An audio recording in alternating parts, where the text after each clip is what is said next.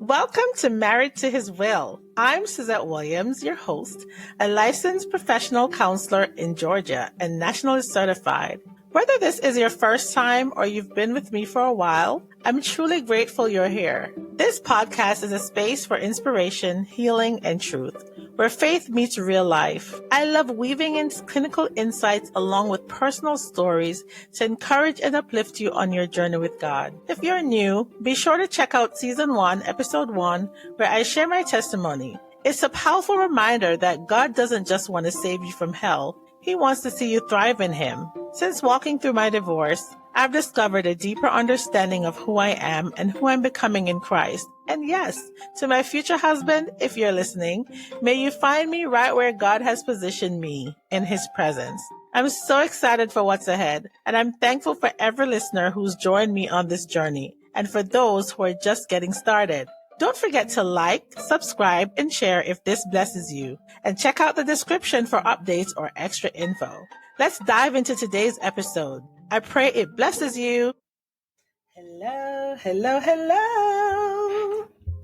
How is everyone doing today? I'm so happy to be back with another episode of Married to His Will. Listen, I feel like I need to catch y'all up and get y'all up to speed with what's going on in my life, because it's been a while, right? Maybe a while. Now, it hasn't been that long, but y'all know I like to be on here. I love to share with you. Sharing is caring, right? So welcome back to this channel, whether you're watching on YouTube or listening through Spotify, Amazon, the different places you get your podcast, Apple Podcast. I'm all over the platforms, so you can find me in different places. So I want to thank you in advance.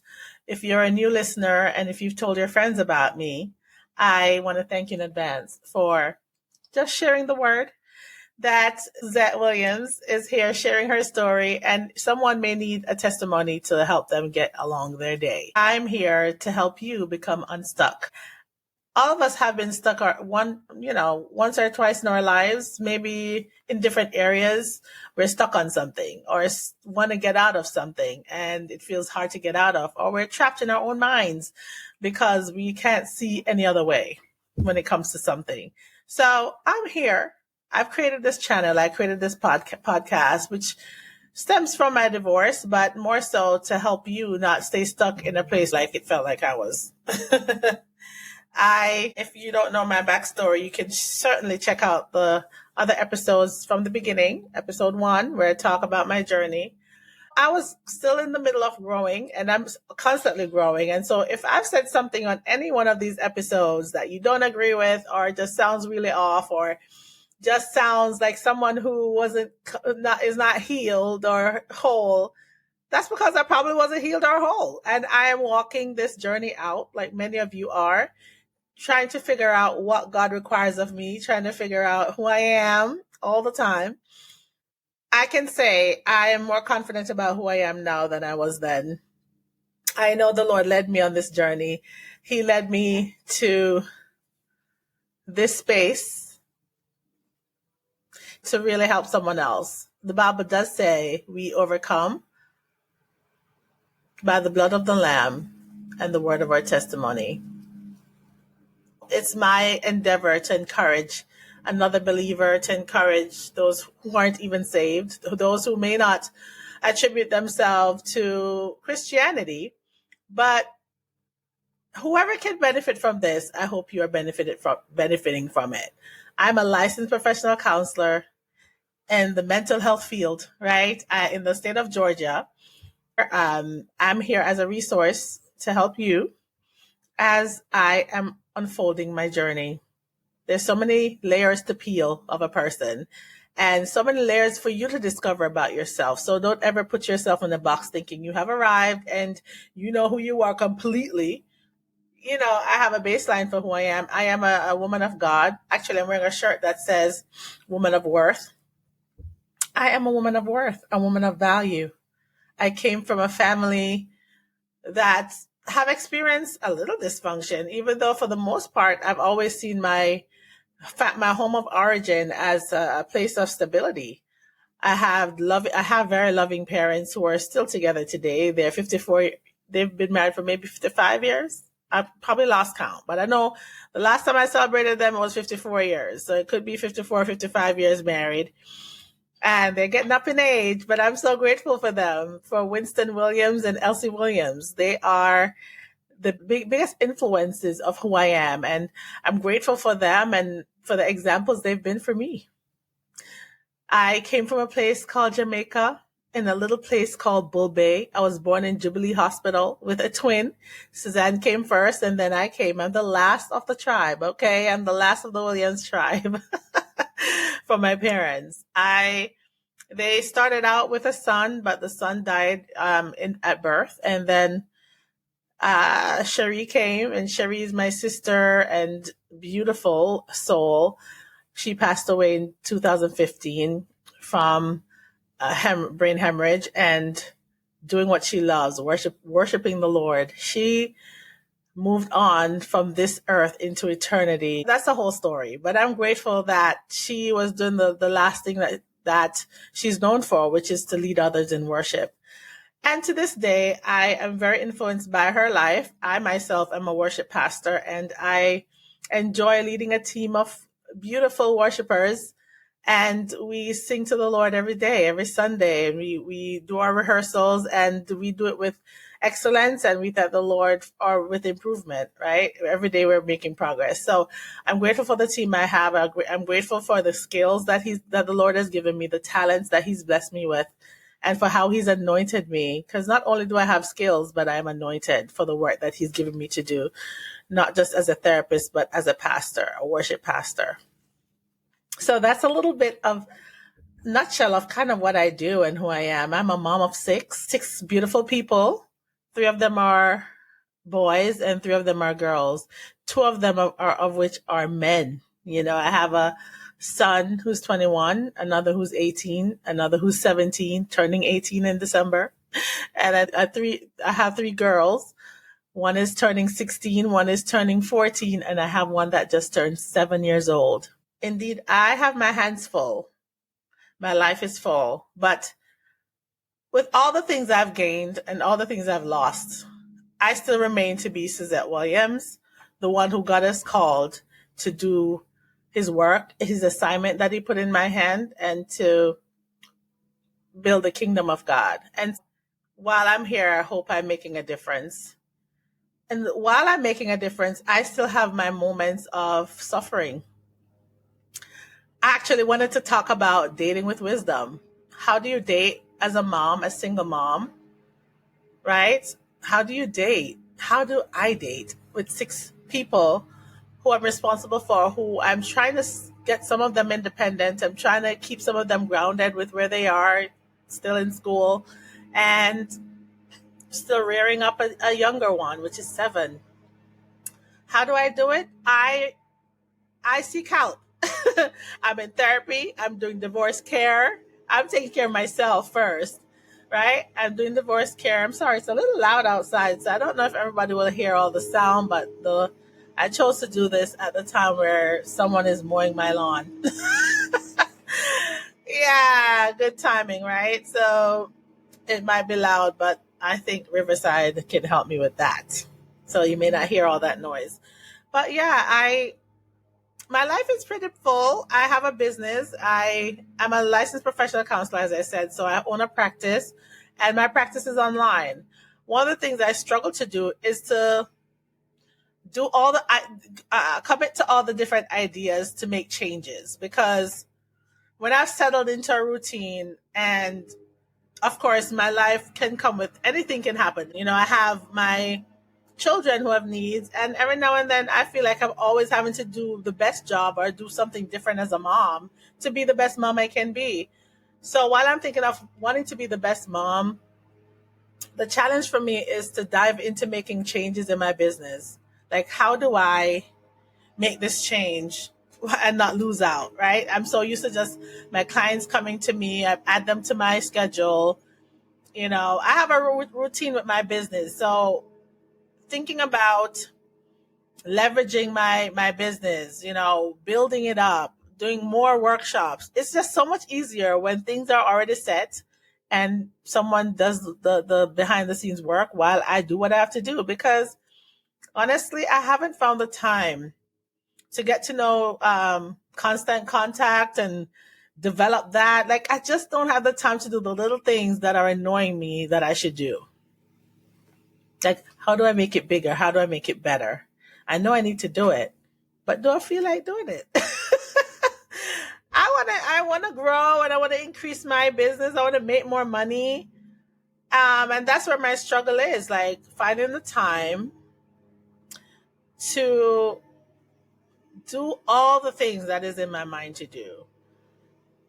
And so, yeah, even with my income, I use certain platforms to budget and to help me with that. And I cut out what I need to cut out. And sometimes it feels like it's still overwhelming depending on my business, and having to work as much as I need to work to make enough money on a monthly basis. So yes, I want to make more. Like even this podcast, I could be pushing it a little more. I could promote this a little more. And so I asked myself, what is stopping me from doing the bigger thing? And I think sometimes it's just me. I'm either tired or doing too much. And I'm always evaluating what I should be doing, what I'm not doing right.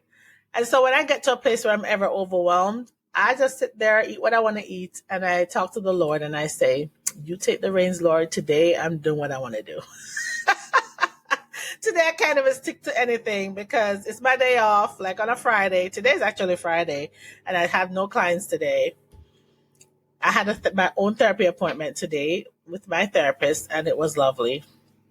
I love my therapist. Let me tell you, he's on BetterHelp. I work on BetterHelp as well, along with my business. And so I get to do self-care.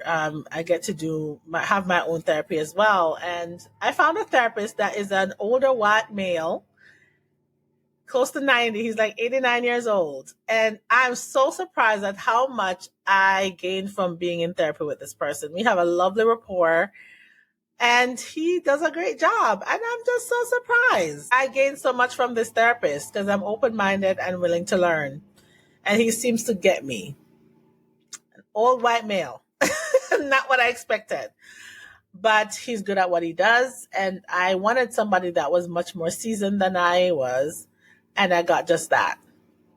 And so I've talked to him about everything from my children to dating to my own feelings of guilt to everything I am dealing with. And I feel like in the process, I've become so much stronger as a person. And he said today, wow, I've seen you talk even differently. Like I see where you were and where you are now, and you have grown. And I have acknowledged how much I've grown as well.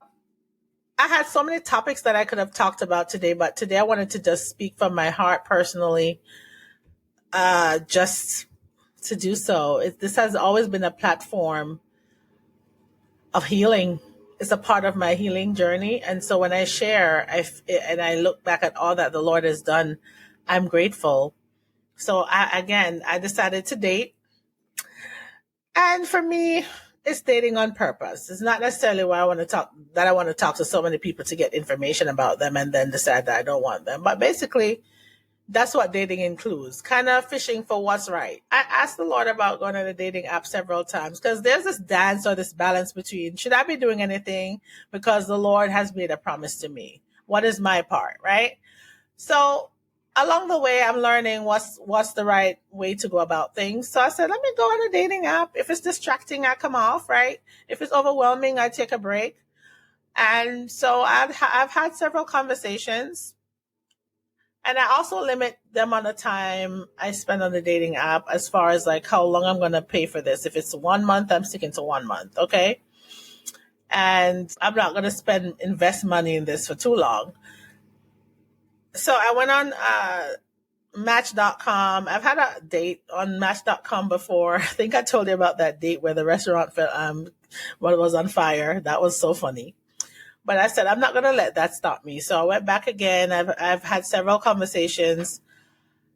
I can tell right away that I'm not hearing the sound of my husband. I'm not hearing the character of my husband. And I went on eHarmony, which I forgot that I had a subscription with eHarmony. I wasn't paying for eHarmony, but I've been on there. I've actually had a couple messages or one message on there from 2023. I'm like, I've been on this app for so long, I had no idea.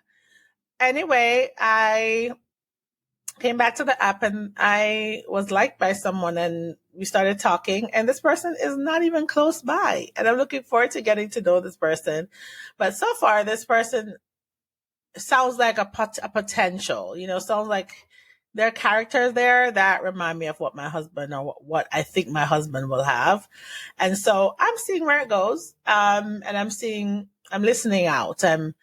I feel the Lord helping me in my journey so much, whether it's just for this season when I'm learning how to navigate the relationships, or he's just going to send someone to me straight to my church or somewhere. I am taking opportunities to get to know different men and see where God takes it. And so there's a couple of them I'm talking to outside from the app, and I already know I don't think they're the ones. I can tell. I just have this gut. Actually not met up, but I had a phone conversation with one person. From the app, I figured maybe it wouldn't go anywhere, but I said, let me talk to this person. And I talked to the person, and immediately, like, my anxiety was on 10. This person was combating every word I said. And it was so obvious he was narcissistic, and he was speaking from his own experiences and there's a big filter, because he was like, women ask me that all the time, and they want to ask me what I do as if it's more important than you could ask me all these other questions. So I'm like, okay, he wants to control the conversation. I'm like, bye, sir. I'm done. So immediately I know, no, I'm not about to be with somebody who is hung up on every little word I say and don't know how to communicate effectively. So I'm going to get out of anything that gives me any clue that you have any narcissism, because I'm not about to deal with a narcissist. Not in this life. Okay? So, needless to say, it's a journey, and I don't let it bother me. I'm like, okay, I'm learning more as I go along. People can be crazy. And I feel like I've really grown. I feel like I don't I'm not dating from a place of desperation. I really am not. Like, I feel like I'm getting myself together, and there's still some real struggles, especially financially. I think that's where I'm trying to get over that point where everything is just paid for and I'm not worried about anything. That's the point I'm getting to. And I feel like I've become better at managing anxiety, financial anxiety. I've really become better at that. I really have. I'm learning how to negotiate. I'm learning how to deal with things, confront things right away that are difficult and uncomfortable for me. So changes are happening, and I'm celebrating them. I'm getting to know people, and I'm getting to know myself in the process, and I'm happy with it. How are you dating, and are you dating with wisdom? Are you? Are you dating with wisdom? I've decided that that's the best thing for me to do, date with wisdom.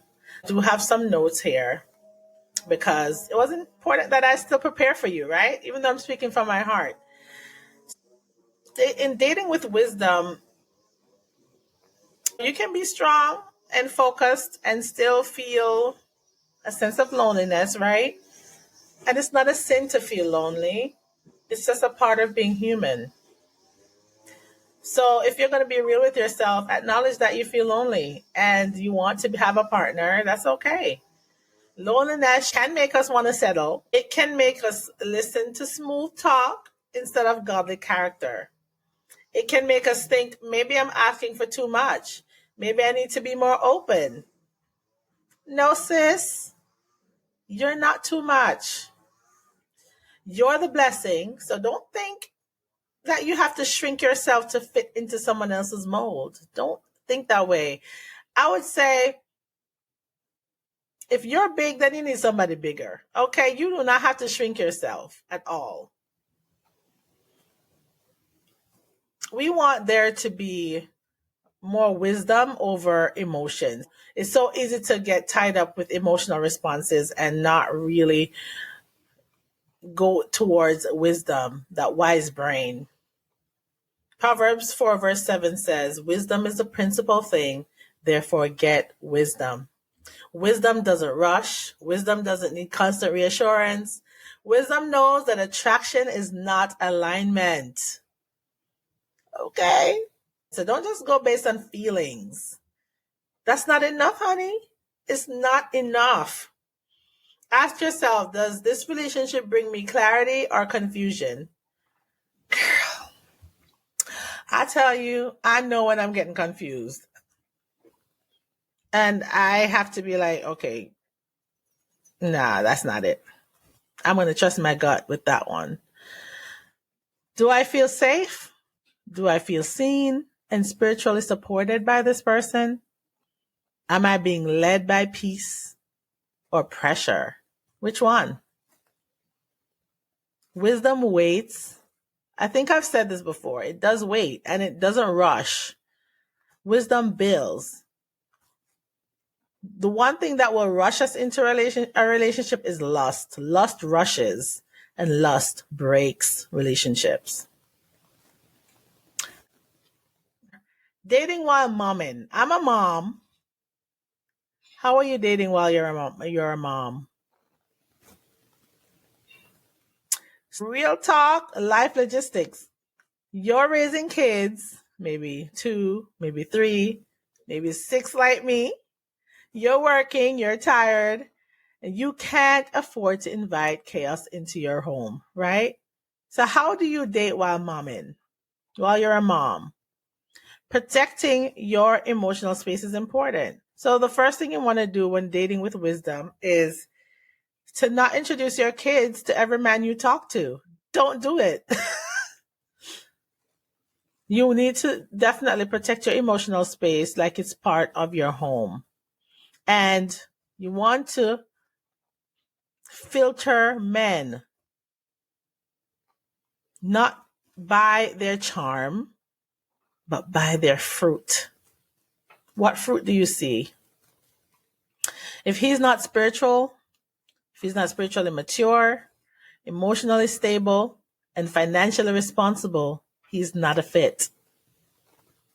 Not because you're judging, but because you're guarding what God gave you. You want what God gave you. So don't introduce your kids to every man you talk to. You need to protect your emotional space. You need to filter those men by their fruit, not by their charm.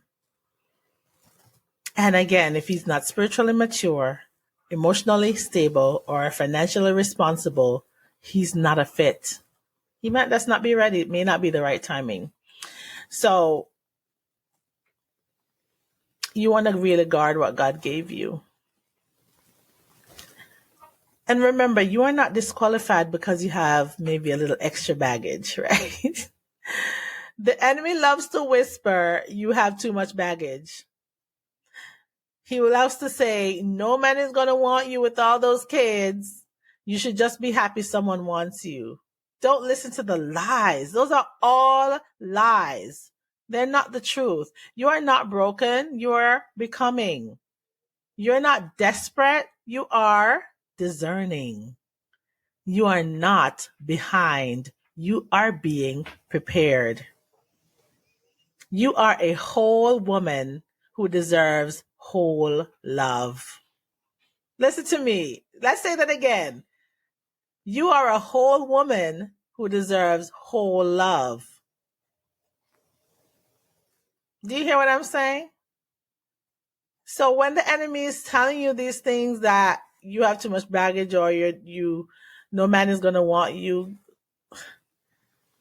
that's the lie. Repeat this with me. I'm not broken. I am becoming. I'm not desperate. I am discerning. I am not behind. I am being prepared. I am a whole woman who deserves whole love. I want you to repeat that again and again. Remind yourself, I don't care what you come with. You're still becoming who you need to become. I'm not broken. I'm not desperate. I'm not behind. I'm becoming, I'm discerning, and I'm prepared. I am being prepared. I'm actually going to be doing some workshops. I'm going to be working more with women. I really want to do some workshops. I'm trying to do this, guys. It's been on my mind for so long. I do some workshops for veterans right now through a company, but I'm trying to increase the amount of workshops I do. That's one of the things I'm doing to leverage myself and my business, and that I have not gotten to yet. And so I really want to do a workshop on whole, wise, and worthy dating after divorce, or for Christian moms. I want to help you. I've been helping myself. We got to get real about red flags, emotional healing, and choosing peace over pressure. I've shared myself today about where I'm coming from. I talked about my parents. I talked about so many things, my children, the struggle, and how important it is to date wisely. Maybe you don't even believe in dating, but it's not even something to believe in. It's something that happens. You are going to get to probably encounter different people. And at that time, you're gathering data as to what is good for you and what's not good for you. So don't get hung up on terms about whether you date or don't date. You got to get to know somebody. Unless you plan to just poof, get married. And maybe that's just what's going to happen for you. It's possible. But on a more common basis, people need to get to know the person they're marrying. Too many people, especially Christians, who can be sometimes gullible, fall into traps and rush things and end up being very sorry later on. You have to accept that you are a human being and you need time to process things and understand what you're getting yourself into. I think that's just wise. So if you found this content appealing, interesting, even if you didn't like the content and you think someone else could use it, or you may have something negative to say, whatever, we welcome your feedback. I welcome your feedback. Drop me a comment, like, share, help a sister. Let this podcast grow. And I have a little promo video I'm going to add here for my friend Kashmire K, because I really want to have her on my platform very soon. Back to this platform to have an interview with me to talk about her book, Ruby Slippers. So I'm going to insert that video in here.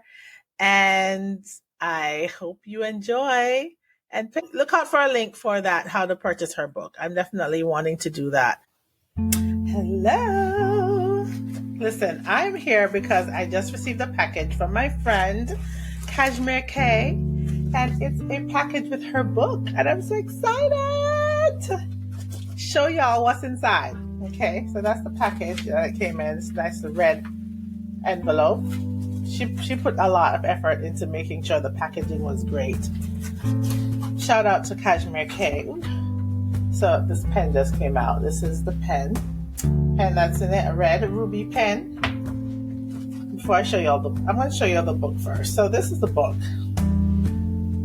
Okay, now look at my nails, they're not done. Ruby Slippers, Awaken to the Power Within by Kashmire K. I'll see that. Yes, powerful. And she wrote me a little note in the book. So excited. May God continue to unearth your treasure. I love you. I love you too, Kashmire. And let's see. She acknowledged me in the book here. My little blurb here in her book. Suzettedblount, LPC. I'm Suzette Williams now, but this book was written before. Okay? I'm excited about this. And guess what? I'm going to have her back on my podcast to talk about this. And then also, along with the pen and the book, is also this wonderful bookmark, and it's like metallic. It's pretty cool. Putting it right inside the book. Yes, it's really beautiful. Has a movie picture on there. I think it's a lovely addition to the book. And look at this, y'all. This takes the cake. This is a pin. Ruby Slippers pin. I'm like, that is so cute. Taking it out of the little package. So cute. So cute. I mean, pin it on. So cute. Definitely should wear this during our podcast meeting together. That is so cute. These are lovely gifts along with the book, and it's autographed by her. I'm so excited. And there's a sticker in there with the Ruby Slippers, and it has a message on it. You had the power all along. So these are my gifts, y'all, along with the book Ruby Slippers by Kashmire K. I just wanted to tell y'all about it because I'm excited about it. I want to read it, and I'm excited to have her on my podcast. So look out for that soon, and stay tuned for more from me, yours truly, Suzette Williams. I love sharing here. Sharing is caring. But remember, in everything you're doing, that wisdom is the principal thing, right? We want to seek wisdom. We want to pursue it. We want to live with wisdom in all that we do. And with all that I've said today, I pray that it encouraged you. And no matter what you're going through, I pray that you remain married to His will. God bless you.